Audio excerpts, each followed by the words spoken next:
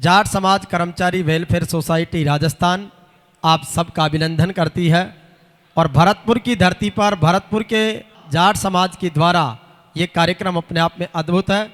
संपूर्ण सभागार आपकी गरिमा में उपस्थिति से सरोबार है।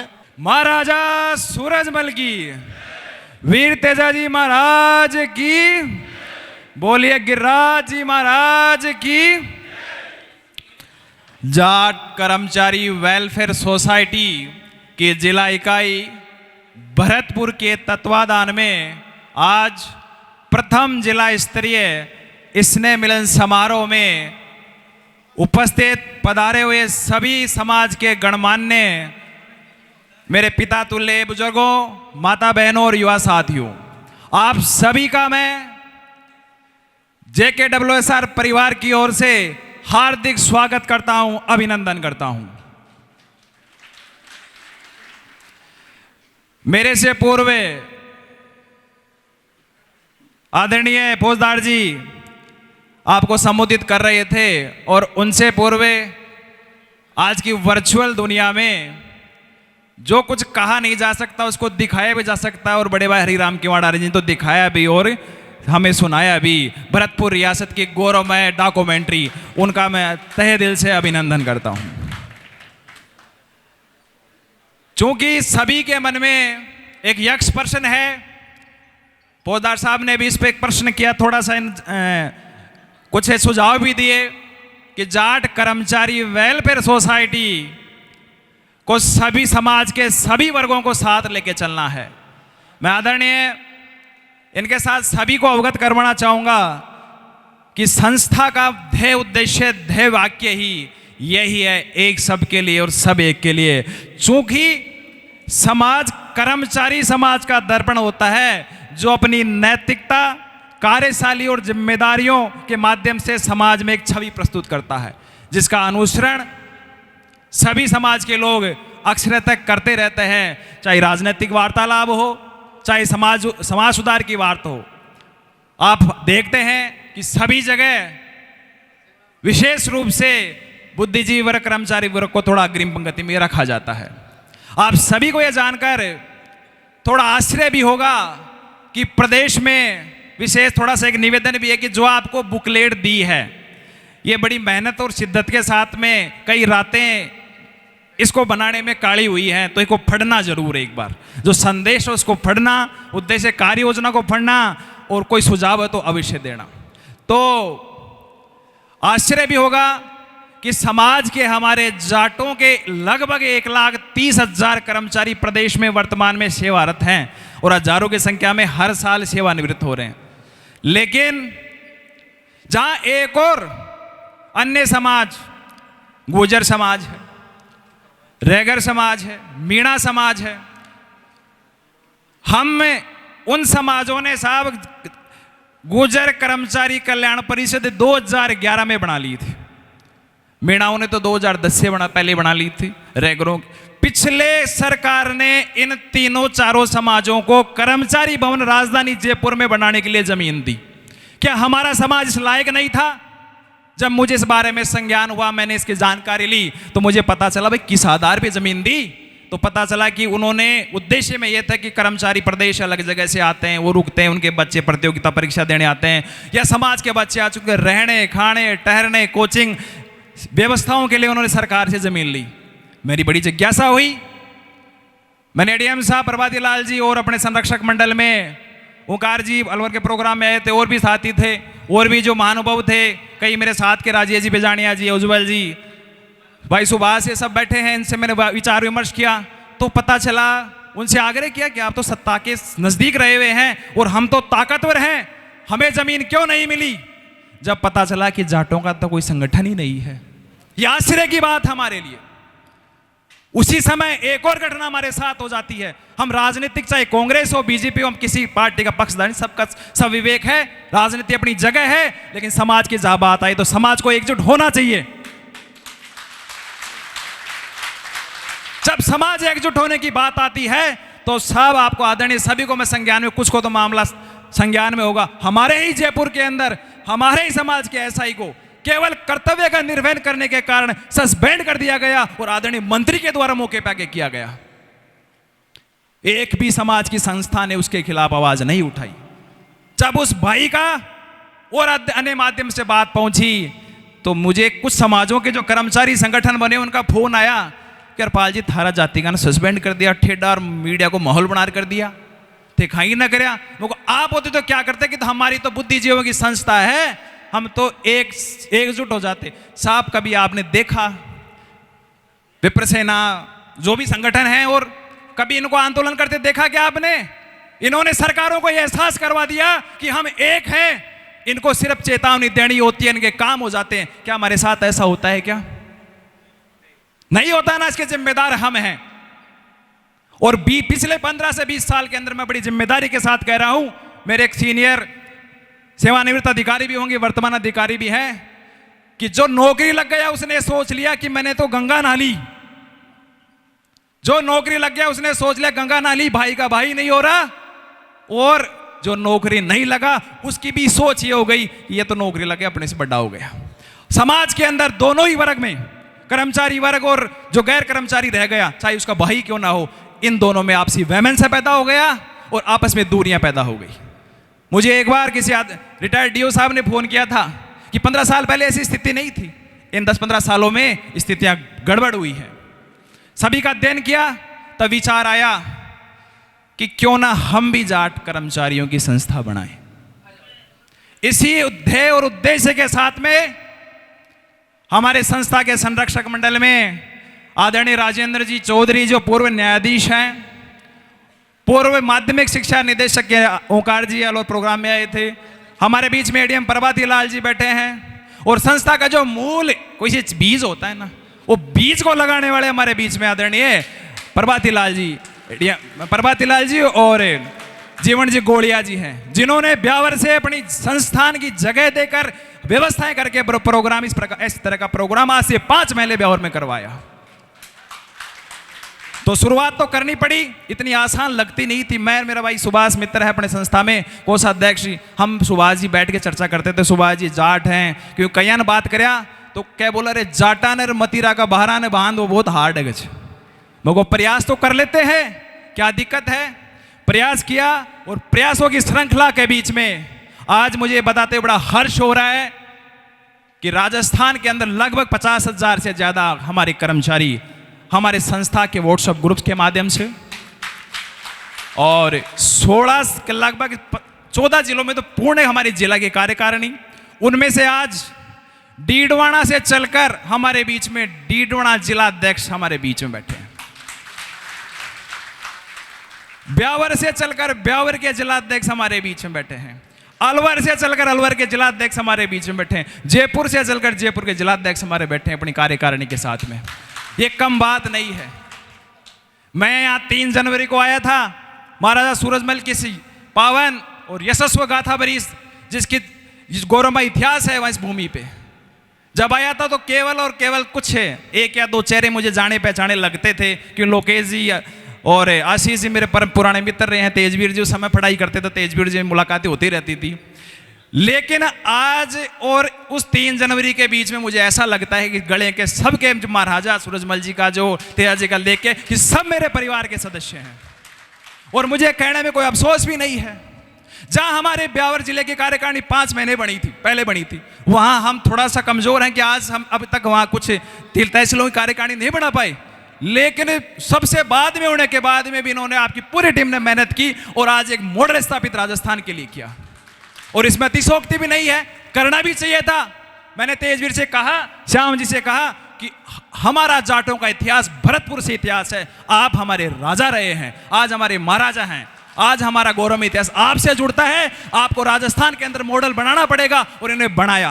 ब्यावर में प्रोग्राम हुआ, ब्यावर से थोड़ा अच्छा करने का प्रयास अलवर में हुआ और यहाँ वहाँ से भी बहुत अच्छा प्रोग्राम हुआ। तो माननीय संस्था के कुछ उद्देश्य संदेश मैंने आपको दे रखा अपने बुकलेट में लिखा हुआ है, मैनिफेस्टो के रूप में आदरणीय भाई साहब ने डॉक्यूमेंट्री में बताए। संस्था के कार्य योजना के तहत में कैसे कर्मचारी समाज को एकजुट कर सकते हैं, उसके कर्मचारियों की तो सुरक्षा तो करनी है हमें, एक सबके लिए किसी कोई काम हो जाए साथ देना है।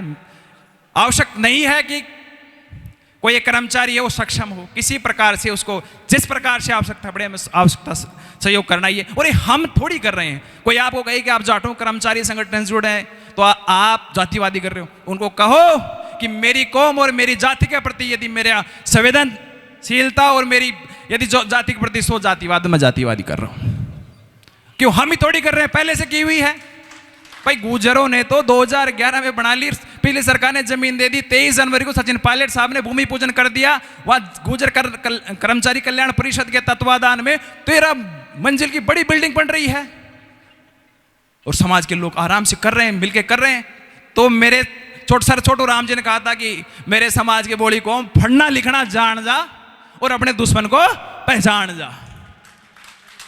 और ये दो एक बात है, जो आगे कुछ बढ़ रहा है, जैसे तेजवीर भाई लोग इस काम कर रहे हैं, सामूहिक काम होता है। विजय जी हैं सारे अपने काम निकाल के, जो आगे कुछ कर रहा है कम से कम उसका सहयोग नहीं करें तो उसका पैर तो मत खींचे। आज हम जहां हैं उसी कारण से हम एक दूसरे का पैर खींचते हैं। कम से कम हाथ नहीं बढ़ा सकते तो पैर तो न कहते। आप यदि किसी को आगे बढ़ाने में सहयोग नहीं कर सकते, आपका कोई अधिकार नहीं है कि उसका पैर खींचे, यदि आप में रत्ती भर भी समाज के प्रति कोई भावनाएं संवेदनाएं हैं तो। दूसरा, जाट गुरुकुल की स्थापना, आदरणीय सभी से मैं आग्रह करूंगा, ये एक बहुत अनोखा विचार है और इसकी जरूरत है। मैं जहां नौकरी कर रहा हूं और प्रदेश में भी ऐसे परिवार हैं आज भी, क्योंकि शिक्षा ही एक माध्यम है जिससे समाज का कल्याण सुनिश्चित किया जा सकता है। तो उन परिवारों के बच्चे आज भी आर्थिक तंगी के कारण शिक्षा की मूल अवधारणा से, मूलधारा से दूर हैं। हमें मिलकर, आदरणीय साहब, हमें मिलकर कर्मचारियों को नहीं, उन बच्चों के जिनके माँ बाप आर्थिक रूप से कमजोर हैं, उन्हें पढ़ाना है। कक्षा 6 से हम जाट गुरुकुल शुरू करेंगे। और आपके जानकारी के लिए एक और बात बताऊं, भारत की पहली निजी समाज की विश्वविद्यालय मीणा विश्वविद्यालय मीणाओं ने कोटा में खोली, जिसका दीक्षांत समारोह का पूरा डॉक्यूमेंटेशन हरिराम जी भाई साहब करके आए थे। इन्होंने आके बताया कि हमारे जाटों ने एक तेजा फाउंडेशन खोला था, वो बंद हो गए आज। और एक मीणा, जिनको अपन क्या कहते हैं, एसटी, अनुसूचित जाति जनजाति का दर्जा है ना, वो मीणा विश्वविद्यालय खोल दिया। तो हम कम से कम शुरुआत तो कर ही सकते हैं। तो कक्षा 6, 7, 8, 9 धीरे धीरे आगे हम भी उस लक्ष्य तक और प्रयास करेंगे। प्रयास करने में क्या जाता है भाई, 24 घंटे में से नौकरी के अलावा बाकी काम तो अपने समय तो निकाल ही रहे हैं। तो कुछ समाज के लिए 10-20 मिनट 1 घंटा दे दें तो अच्छी बात है। प्रतिस्पर्धात्मक शिक्षण संस्थान सभी समाजों के चल रहे हैं। हमारे समाज में तेजा फाउंडेशन का प्रयास किया था और आरंभिक रूप से प्रयास सफल रहा था। वर्तमान में वो बंद है। क्यों बंद है? क्या उसमें सुधार की आवश्यकता है? क्या दूसरे एक बार पुनः इस संस्था के माध्यम से चलाया जाए? इस पे प्रदेश कोर कमेटी और इस पे हम डिस्कशन कर रहे हैं। सभी जिला कार्यकारिणी इस भविष्य में राय मशवरा करके फिर इस पे हमें कार्य करेंगे। सामाजिक छात्रवृत्ति,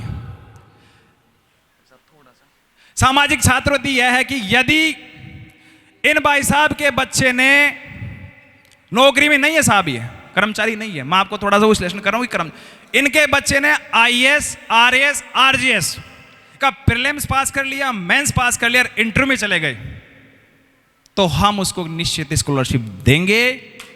और उस स्कॉलरशिप के माध्यम से उसको ये लगेगा, यदि हम 100 बच्चों को भविष्य में स्कॉलरशिप देने की स्थिति में आएंगे, अभी तो संस्था शेष अवस्था में है, तो यदि 100 में से 10 का भी चयन होता है तो उनकी कलम कम से कम जाट के खिलाफ तो नहीं उठेगी, अधिकारी बन जाएंगे। मैं कक्षा 8 में कक्षा टॉपर था, तब से शैक्षणिक स्तर पे रहा। पहले 3rd ग्रेड लगा, 2nd ग्रेड, अभी लेक्चरर हूं मैं। मैंने एक चीज देखी, जब मेरा सिलेक्शन हुआ स्कूल में टॉपर रहा, समाज की सभी संस्थाओं ने मेरा अनुभव बता रहा हूं कि प्रतिभा सम्मान समारोह करने के लिए घर वालों को कर लेते। कल हमारी ब्यावर जिला इकाई ने वहाँ 19वीं रैंक आई, उसका प्रतिभा सम्मान समारोह भाई साहब के रूप रजत शिक्षण संस्थान ने बुला के किया। इस मामले में आदरणीय जीवन राम जी एक बात कहते हैं कि हमारा कोई अधिकार नहीं है उन प्रतिभाओं का सम्मानित करने में जिनकी प्रतिभा बनाने में मेरे को योगदान नहीं दिया। आज समाज के बहुत संगठन बने हैं, जब कोई अधिकारी बनता है उसे लायजन बनाने के लिए, उसका सम्मान करने के लिए उसको गले में दुपट्टा जरूर पहना देंगे, लेकिन कभी कोई संस्था ये नहीं सोच रही कि क्या इस प्रतिभा को प्रतिभा बनाया जा सकता है, या इस प्रतिभा जो प्रतिभा बनी है, ऐसी कितनी प्रतिभा इसलिए नहीं बन पा रही कि उनको सही मार्गदर्शन और दिशा निर्देश नहीं मिल रहे।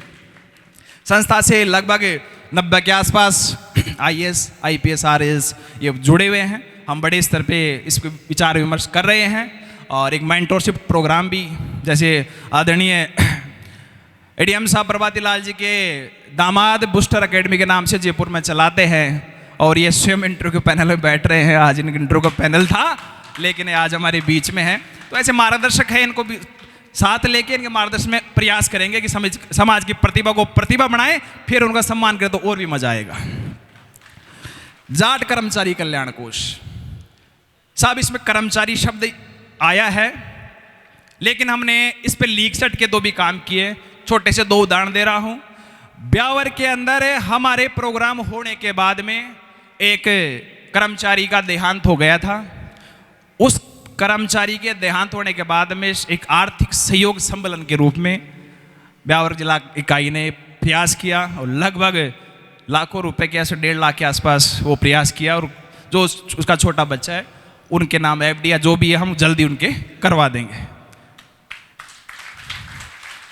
विपदा किसी की भी आ सकती है, बीमारियों का सतुना नहीं, आज के टाइम में कौन सी क्या हो जाए। कर्मचारी इतना सक्षम भी नहीं है कि सबके लोन चल रहे हैं।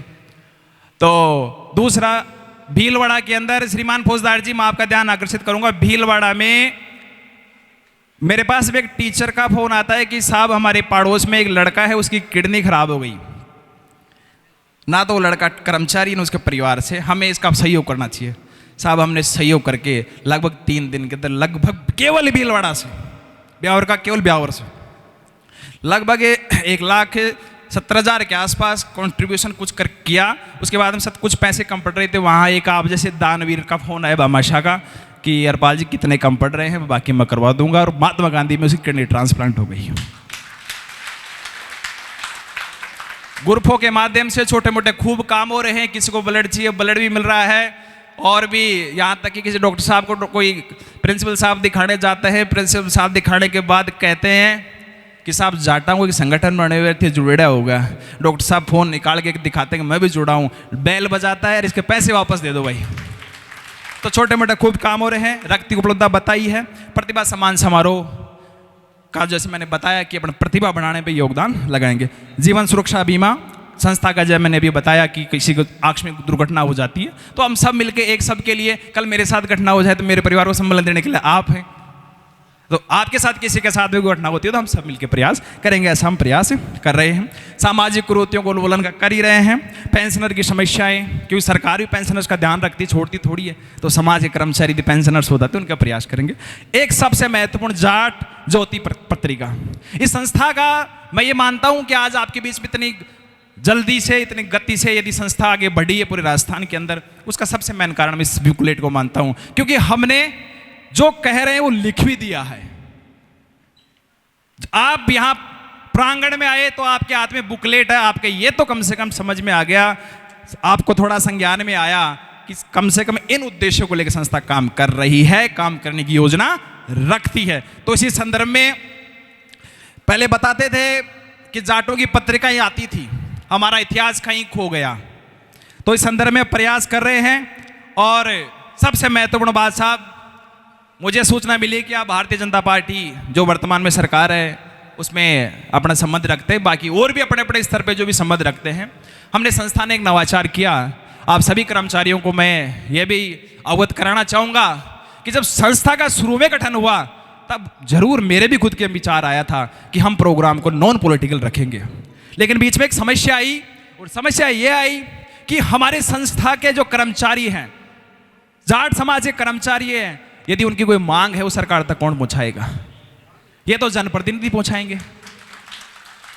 आज हमारे साथ में कोई हो जाती, घटना हो जाती है, कोई मांग है, कौन पूछाएगी? हम तो पहुंचा नहीं सकते कि साहब नौकरी 15 CL मिला है। अब कोई मेरा जैसा कुछ लाग जाए, पचवा बात अलग, 15 CL मिला है और नौकरी सबको लोनावड़ा काम चल रहे हैं, आप सब समझते हो, तो कर्मचारी के पास इतना टाइम है नहीं। तो हमने ये निर्णय किया कि हम हर प्रोग्राम में कुछ तो कॉमन मुद्दे और कुछ सार्वभौमिक मुद्दे जिनका तो समाधान होना ही चाहिए, उनका एक मांग पत्र तैयार किया है। हमने अलवर में मांग पत्र आदरणीय जिला प्रमुख साहब को दिया था, अभी महाराज साहब आएंगे उनको भी देंगे। और इस मांग पत्र में कुछ बिंदु हैं, सभी साथियों से अनुरोध है ध्यानपूर्वक सुने। मैंने प्रयास किया सभी को समेटने का। मैंने जिला कार्यकारिणी से जिला अलवर या भरतपुर की व्यवस्थाएं, समस्याएं, मांग पत्र के बारे में डिस्कशन किया। ज़्यादा बड़ा मांग पत्र रखना आवश्यक भी नहीं है, कम से कम थोड़ा मांगे तो कल ना अगले साल फिर प्रोग्राम हो तो नेताओं से पूछ तो लें कि मैंने मांग पत्र दिया था कहाँ तक कार्रवाई हुई इसमें। ज़्यादा बड़ा तो फिर तो हमारा पहला मांग तो है कि जिस प्रकार से पिछली सरकार ने, कोई भीख नहीं मांग रहे, कि पिछली सरकार ने जिस प्रकार से अन्य संगठनों के कर्मचारियों के भवन बनने के लिए जमीन दी, हमें भी दी जाए नहीं दी जाए। और ये जमीन प्रदेश के जिला पे भी, प्रदेश के राजधानी जयपुर भी दी जाए और भरतपुर भी दी जाए, क्योंकि भरतपुर में भी काफ़ी दूर से परीक्षाओं के सेंटर देने आते हैं, कर्मचारी रुकते हैं। और समस्याएं बताऊं कहाँ होती है, जब कोई सीकर का बाहर का नौकरी करने के लिए जब यहाँ पहली ज्वाइनिंग होती है, समस्या उसकी बड़ी विकट होती है कि ज्वाइन तो कर लूँगा, रुकूंगा कहाँ रात पे। तो हमारी एक तो ये प्रमुख मांग है। एक दूसरा जो मेरे व्यक्तिगत मन को कई दिनों से इसको मैं मंथन किया, फिर इसमें मैंने सोचा बिना सूचना मैंने इस पे लेकर थोड़ा विचार किया, सूचना एकत्रित की, जो मुझे पता चला आदरणीय डीएम साहब आप तो प्रशासन के काफ़ी नज़दीक हैं, अलवर में भी आपको संज्ञान में था कि देव नारायण योजना के तहत गुजरों की जो एमबीसी समुदाय की लड़कियां हैं उनको स्कूटी दी जा रही है। क्या हमारे समाज में इतनी प्रतिभा वाली लड़कियां नहीं कि उनकी स्कूटी ना दी जाए? तो हमारे को भी तेजा बोर्ड या वीर सूरजमल बोर्ड बनाकर हमारी भी बच्चियों को स्कूटी दी जाए। साहब तीसरी मांग है कि जब फुले जयंती पे अवकाश दे दिया, आदिवासी जयंती अवकाश दे दिया, अरे हमारे तो उस वीर योद्धा जिसको अंग्रेज नहीं हरा पाए, जिन्होंने अंग्रेजों को दांतों तले अंगुली चबा दी, अजय महायोद्धा महाराजा सूरजमल, जो जिसके नाम से, जिसके वंश के नाम से जाटों का इतिहास है। और पड़ोसी राज्य हरियाणा ने चुनाव से पहले उनको पाठ्यक्रम में शामिल किया। तो उस महापुरुष के नाम पर, जब अन्य समाजों के महापुरुष के नाम पे सार्वजनिक जयंती हो सकती है, तो 13 फरवरी को उनका जन्मदिन पे जयंती हो नहीं हो, सार्वजनिक अवकाश होना चाहिए। और उस दिन राजस्थान में एक बड़ा भव्य और हम प्रोग्राम करने का संकल्प लें। चौथा है लोक देवता तेजाजी है, समाज के वीर पुरुष है, महाराजा सूरजमल है, गोकुला जाट है, केशवानंद जी जिन्होंने शिक्षा में अलग जगाई। ऐसे उनके जीवन के संदेश कॉलेज शिक्षा के पाठ्यक्रम में शामिल किए जाएं। और मुझे बताते हुए बड़ा एक खुशी भी हो रही है कि वो बिना मांगे तो माँ दूध नहीं पिलाती। कुछ समय पहले हमने यहाँ की जिला इकाई से डिस्कशन करके एक लेटर सरकार को भेजा था, घरों में आया था सूरजमल को पाठ्यक्रम में शामिल कराने के लिए, महाराज सूरजमल को। और बताते खुशी है कि मुझे सूचना मिली है कि कक्षा 5 के पाठ्यक्रम में सूरजमल जी को स्थान दे रहे हैं। ये शुरुआत है, लंबी लड़ाई है, लड़ेंगे और जीतेंगे। 5वां पॉइंट है राजनीतिक, वो की राजनीतिक व्यवस्था।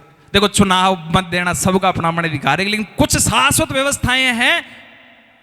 आज आपने देवनारायण बोर्ड का चेयरमैन बना रखा है, अन्य समाजों का चेयरमैन बना रखा, और भी बोर्ड है, उनको आपने वित्तीय ताकत दे रखी है। जब मैं अखबार पढ़ता हूं, जब लगता है कि हेम सिंह बडाना के देवनारायण बोर्ड के चेयरमैन है साहब, उनके सरकार के संबंध या चेयरमैन के सरकार में समाज में ये होगा, क्योंकि बोर्ड के चेयरमैन शक्ति है, ताकत है। हमारा भी तेजा बोर्ड या सूरजमल बोर्ड बनना चाहिए कि नहीं चाहिए?